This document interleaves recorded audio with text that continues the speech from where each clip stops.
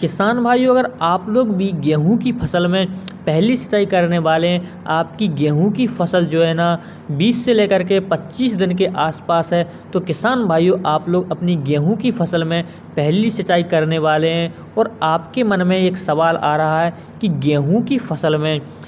जो खाद रहती है, पहली खाद यानी कि दोस्तों पहली यूरिया हमको सिंचाई के पहले देने से ज़्यादा फ़ायदा होगा या फिर किसान भाइयों गेहूं की फसल में सिंचाई करने के बाद हम यूरिया डालें तो हमारी फसल में ज़्यादा फ़ायदा होगा। तो किसान भाइयों आज की वीडियो में हम लोग बात करने वाले हैं कि गेहूं की फसल में पहली सिंचाई के बाद हम यूरिया डालें सिंचाई के पहले, तो सारी जानकारी दोस्तों आपको वीडियो में देखने के लिए मिल जाएगी। और साथ में किसान भाइयों यूरिया की मात्रा आपको कितनी लेनी है प्रति एकड़ के लिए, और यूरिया के साथ किसान भाइयों आपको कौन सी खाद डालनी है जिससे किसान भाइयों गेहूं की फसल का जो फुटाव है वो ज़्यादा से ज़्यादा देखने के लिए मिले और कल्लों में किसान भाइयों ज़्यादा से ज़्यादा वृद्धि आपको देखने के लिए मिले। तो सारी जानकारी दोस्तों आपको वीडियो में देखने के लिए मिल जाएगी। किसान भाइयों आप लोग देख रहे हैं देश का सबसे विश्वसनीय यूट्यूब चैनल किसान ऑफ एमपी में आप सबका स्वागत है। तो दोस्तों सबसे पहले हम लोग बात करें कि गेहूं की फसल में सिंचाई करने का सही समय कौन सा रहता है। तो किसान भाइयों गेहूं की फसल में आप लोग 20 से लेकर के 25 दिन के बीच अगर गेहूं की फसल में आप लोग सिंचाई कर देते हो तो किसान भाइयों आपको गेहूं की फसल में ज़्यादा से ज़्यादा फुटाव देखने के लिए मिलेगा, क्योंकि गेहूं की फसल में इस अवस्था में जो जड़ें रहती हैं तो जड़ों का बनना शुरू होता है। इस समय किसान भाइयों आप लोग गेहूं की फसल में हल्की सिंचाई आपको कर देनी है, वो ज़्यादा बेहतर रहेगी। अगर किसान भाइयों आप लोग गेहूं की फसल में पहली सिंचाई पर ज़्यादा और भरकर पानी देते हो तो किसान भाइयों गेहूं की फसल में आपको फुटाव कम देखने के लिए मिलेगा, क्योंकि इस समय किसान भाइयों गेहूं की फसल में क्राउन रूट बनना स्टार्ट हो जाती हैं, जो कि किसान भाइयों अगर आप लोग सिंचाई करते हो और खाद इसमें डाल देते हो तो किसान भाइयों जड़ों की वृद्धि जो है ना काफ़ी तेज़ी से होती है और कल्लों का फुटाव भी आपको ज़्यादा देखने के लिए मिलता है। तो आप लोग गेहूं की फसल में 20 से लेकर के 25 दिन के बीच आप लोग सिंचाई कर सकते हो। अगर आपके यहाँ पर जो मिट्टी है ना अगर हल्की मिट्टी है किसान भाइयों तो 20 से लेकर के 21 और 22 दिन के बीच आप लोग सिंचाई कर सकते हो। वहीं किसान भाइयों अगर आपकी मिट्टी जो है ना मीडियम साइज की है तो 20 से लेकर के 25 दिन के आसपास आप लोग पहली सिंचाई कर सकते हो। अगर किसान भाइयों आपके यहाँ की जो मिट्टी है ना भारी दोमट मिट्टी है जिसमें किसान भाइयों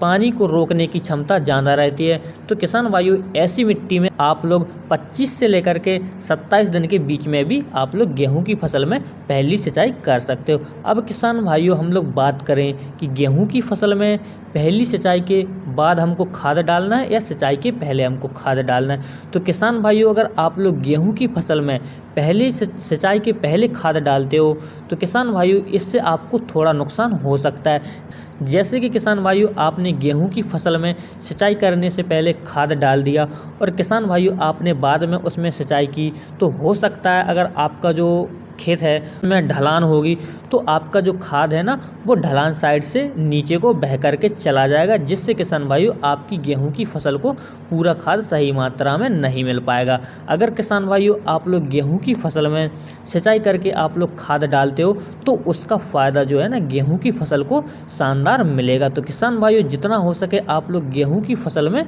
खाद जो है ना सिंचाई के 3 से लेकर के 4 दिन बाद आपको गेहूं की फसल में डालना है, जो कि किसान भाइयों एकदम सही समय है। सिंचाई के 3 से लेकर के 4 दिन बाद आप लोग गेहूं की फसल में खाद डालोगे तो उसका रिजल्ट आपको शानदार देखने के लिए मिलेगा।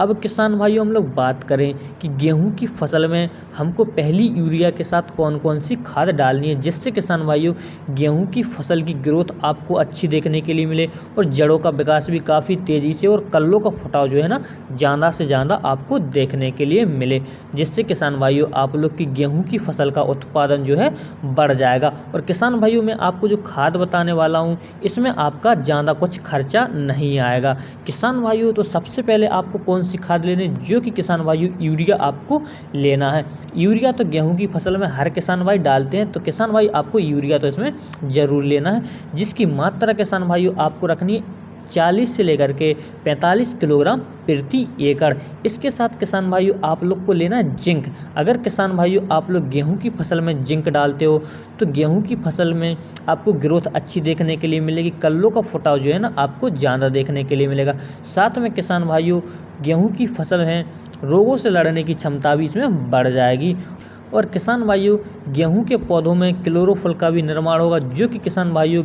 गेहूं को सभी पोषक तत्व लेने में मदद करेगा मिट्टी से, और पौधों में काफ़ी अच्छा हरापन भी आपको देखने के लिए मिलेगा। तो किसान भाइयों अगर हम जिंक की मात्रा की बात करें तो अगर 33% वाला किसान भाइयों आप लोग जिंक लेते हो, जिसकी मात्रा आपको 6 से 7 किलोग्राम रखनी है प्रति एकड़ के लिए। वहीं किसान भाइयों अगर आप लोग 21% वाला जिंक लेते हो तो जिसकी मात्रा किसान भाइयों आपको लेनी है 10 किलोग्राम प्रति एकड़ के हिसाब से यूरिया के साथ मिलाकर के आप लोग डाल सकते हो। वहीं किसान भाइयों अब आपको एक खाद इसमें और लेनी है जिसका नाम है किसान भाइयों सल्फर, जो कि किसान भाइयों सल्फर जो है ना 80 से 90% वाला सल्फर आपको 5 किलोग्राम प्रति एकड़ के हिसाब से गेहूं की फसल में यूरिया और जिंक के साथ मिलाकर के आप लोग डाल सकते हो। अब किसान भाइयों अगर आप लोग जिंक और सल्फर अलग अलग नहीं डालना चाहते हो तो किसान भाइयों आप लोग यूरिया के साथ जिंक सल्फेट भी ले सकते हो, जिसमें किसान भाइयों अगर 33% वाला जिंक रहता है तो किसान भाइयों वही आपको मात्रा रखनी है 6 से 7 किलोग्राम जिंक सल्फेट आपको गेहूं की फसल में यूरिया के साथ मिला करके डाल देना, जिससे किसान भाइयों गेहूं की फसल में फुटाव आपको अच्छा मिलेगा और किसान भाइयों कल्लों की वृद्धि और ग्रोथ आपको शानदार देखने के लिए मिलेगी, जिससे किसान भाइयों आपकी गेहूं की फसल का प्रति एकड़ उत्पादन जो है ना बढ़ जाएगा। तो दोस्तों आशा करता हूँ वीडियो आपको अच्छा लगा। वीडियो अच्छा लगा तो अपने दोस्तों में शेयर जरूर कर देना, और आप लोगों ने अभी तक हमारे चैनल को सब्सक्राइब नहीं किया है तो किसान भाइयों आप लोग हमारे चैनल को सब्सक्राइब जरूर कर लेना। दोस्तों मिलते हैं किसी अगली वीडियो में।